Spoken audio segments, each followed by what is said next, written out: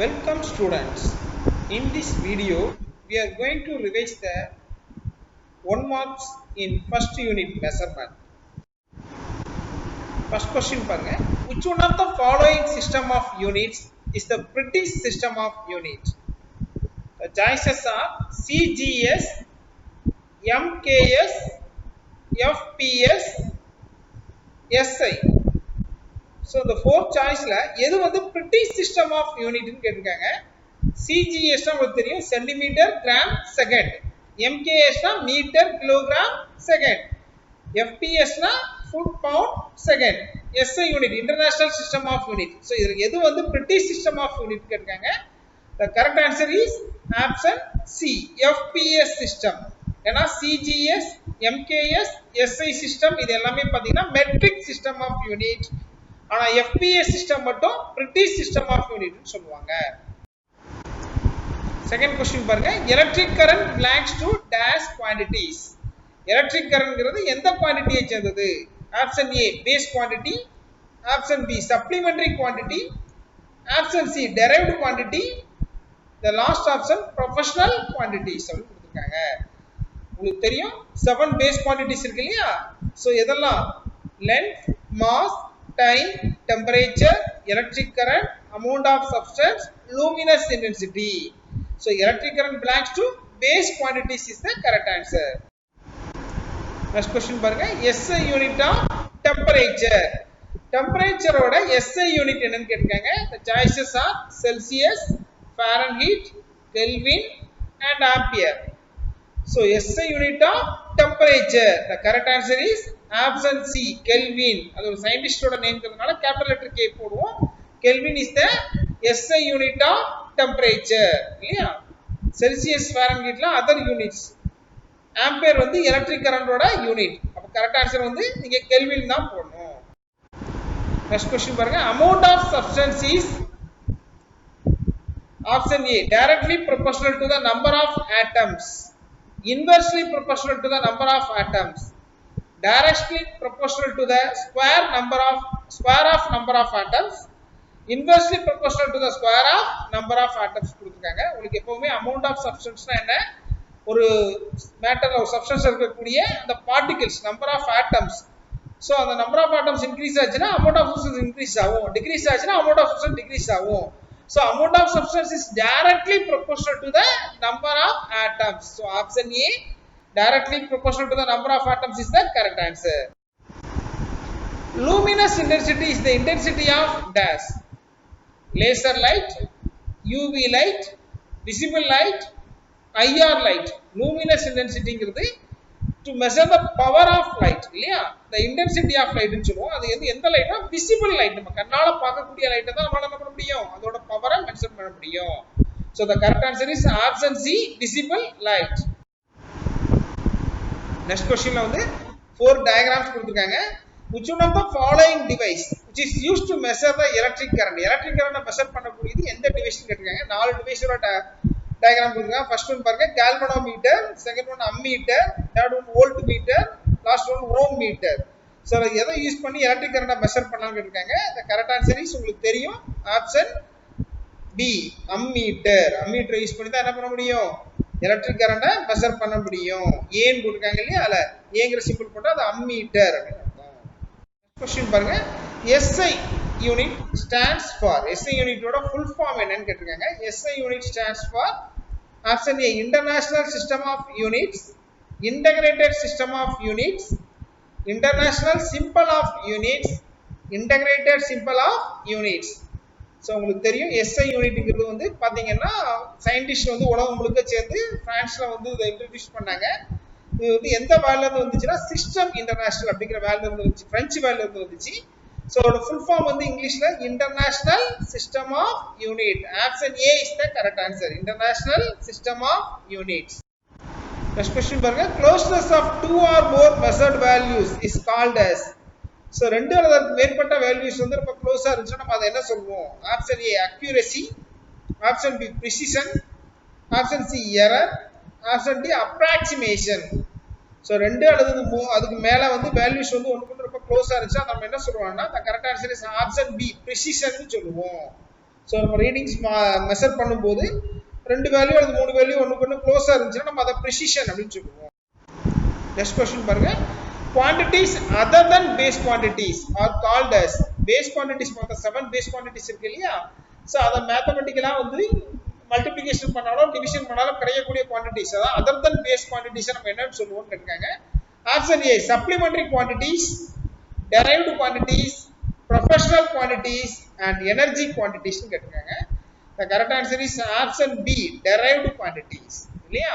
Base குவான்டிட்டிஸ்ல இருந்து தவிர மீதி இருக்கக்கூடிய குவான்டிட்டிஸ் நம்ம என்ன சொல்றோம்னா, இப்ப ஏரியா இருக்குது, plane angle, solid angle, volume, density, இதெல்லாம் பாத்தீங்கன்னா derived quantities அப்படின்னு சொல்லுவோம்.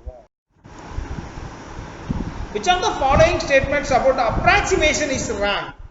So இதுல வந்து எந்த ஸ்டேட்மென்ட்ல அப்ராக்ஸிமேஷனை பத்தி தவறான கூற்று கொடுக்கப்பட்டிருக்குன்னு கேட்டிருக்காங்க. It gives accurate value, it simplifies the calculation, it is very useful when little information is available, it gives the nearest value only. So approximation இருக்குது ஆப்ஷன் B, C, D லாம் வந்து கரெக்டா இருக்குது.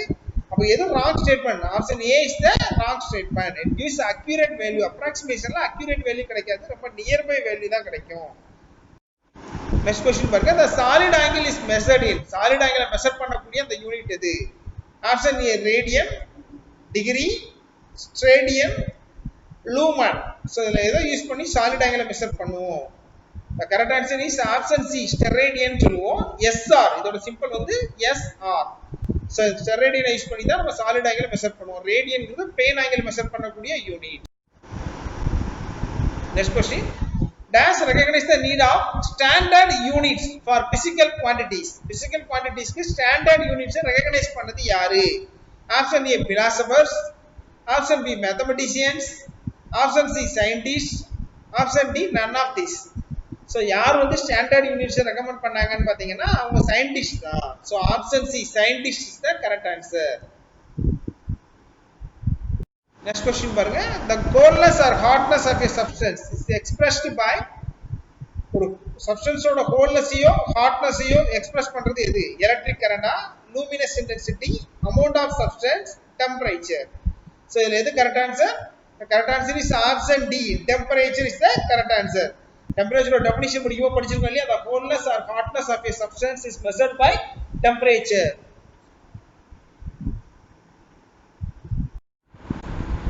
நெக்ஸ்ட் क्वेश्चन பாருங்க. dash is used to measure the electric current. electric current measure பண்ணக்கூடிய அந்த instrument எதுன்னு கேட்டிருக்காங்க. Option A thermometer, option B ammeter, option C photometer, option D வந்து ஓடோமீட்டர் கொடுத்திருக்காங்க. தெர்மோமீட்டர் வந்து டெம்பரேச்சர் மெஷர் பண்ணக்கூடிய இன்ஸ்ட்ருமென்ட், அம்மீட்டர் வந்து என்னது எலக்ட்ரிக் கரண்ட மெஷர் பண்ணக்கூடிய இன்ஸ்ட்ருமென்ட், போட்டோமீட்டர் வந்து லூமினஸ் இன்டென்சிட்டியை மெஷர் பண்ணக்கூடிய இன்ஸ்ட்ருமென்ட், ஓடோமீட்டர்ங்கிறது நம்ம எவ்வளவு டிஸ்டன்ஸ் டிராவல் பண்ணிருக்கோம்ங்கறத மெஷர் பண்றது ஓடோமீட்டர்ங்கறத யூஸ் பண்ணுவோம். So the correct answer is option B, ammeter is the correct answer. Electric கரண்டோட யூனிட் ஆம்பியர். சோ அதனால சில நேரம் நீங்க ஆம்பியர் போடுவீங்க, இங்க சாய்ஸ் அம்மீட்டர் கொடுத்தனால நீங்க அம்மீட்டர் கொடுத்துருக்கீங்க. Dash of substance contains 6.023 into 10 power 23 atoms or molecules. Option A amount, matter, molecule, atom. So எது வந்து 6.023 into 10 power 23 atoms or molecules contain பண்ணிருக்குன்னு கேட்டிருக்காங்க. That is the correct answer is option A, amount of substance. இல்லையா? இத மோல்னு சொல்லுவோம். ஒரு மோலோட value வந்து 1 Avogadro number சொல்லுவோம். அந்த நம்பரை 6.023 into 10 power 23 atoms வந்து கண்டெயின் பண்ணி தான் நம்ம என்ன சொல்லுவோம் 1 மோல்னு சொல்லுவோம். That is amount of substance is the correct answer. Next question பாருங்க. Luminous intensity is the amount of visible light that is emitted in unit area per unit dash ங்கறாங்க. Luminous intensityங்கிறது visible light measure பண்ணக்கூடியது. So இது வந்து ஒரு unit ஏரியால எவ்வளவு யூனிட்னு கேட்டிருக்காங்க. That is option A power, option B plane angle, option C solid angle, option D flux அப்படி கொடுத்திருக்காங்க. So இதுல கரெக்ட் ஆன்சர் வந்து என்னன்னு பாத்தீங்கன்னா option C solid angle. ஆனா luminous intensity definition படிக்கும்போது நீங்க படிச்சிருப்பீங்க. Luminous intensity is the amount of visible light that is emitted in unit area per unit solid angle. So option C solid angle is the correct answer. Next question பாருங்க. Quartz clock uses dash oscillations. Quartz clock வந்து என்ன oscillations use பண்ணுது? Option A digital, B வந்து electronic கொடுத்திருக்காங்க, option C periodic, option D வந்து repeater கொடுத்திருக்காங்க. So crosstalk uses dash oscillations. The correct answer is option B, electronic oscillations. Atomic clock வந்து periodic oscillations, crosstalk வந்து electronic oscillations. Next question, the uncertainty in measurement is called as, நம்ம அளவீடுகள் பண்ணும்போது ஏற்படக்கூடிய அந்த uncertainty, இந்த பிழைகளை வந்து நம்ம என்னன்னு சொல்லுவோம்னு கேட்டிருக்காங்க. Option A accuracy, approximation, precision, error. இதுல எது கரெக்ட் ஆன்சர் பாருங்க. The correct answer is option D, error. The uncertainty in measurement என்னன்னு சொல்லுவோம், error னு சொல்லுவோம், பிழைகள்னு சொல்லுவோம் இல்லையா, error. Dash is the closeness of the measured value to the original value. Measure பண்ண வேல்யூ வந்து ஒரிஜினல் வேல்யூக்கு க்ளோஸா இருந்துச்சுன்னா நம்ம அதை என்னன்னு சொல்லுவோம். Option A accuracy, approximation, precision, error. The correct answer is option A, accuracy is the correct answer. ஏன்னா நம்ம மெஷர் பண்ண வேல்யூ வந்து எந்த அளவுக்கு க்ளோஸா இருக்குது, ஒரிஜினல் வேல்யூக்கு க்ளோஸா இருக்கோ அந்த அளவுக்கு அக்யூரேட்டா இருக்குது, துல்லியமா இருக்குன்னு சொல்லுவோம் இல்லையா. So option A accuracy is the correct answer.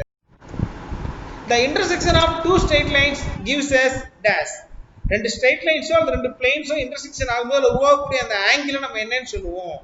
Option A real value, option B error value, option C plane angle, option D solid angle. So the correct answer is option C, plane angle.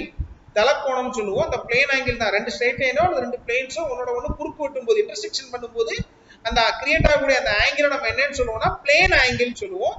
இதை radian மூலமா measure பண்ணுவோம். Thank you students. Thank you for watching this video.